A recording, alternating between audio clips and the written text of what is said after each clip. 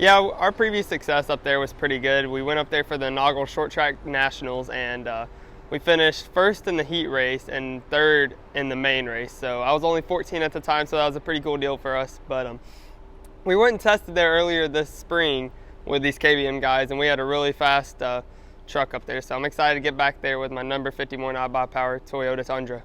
Yeah, I think with the momentum that we've been rolling and just general with my preseason stuff and my season's just been going along, and we have really good success this year in short track. So I think it's going to carry on, and hopefully we end up bringing home the merchandise in Bristol.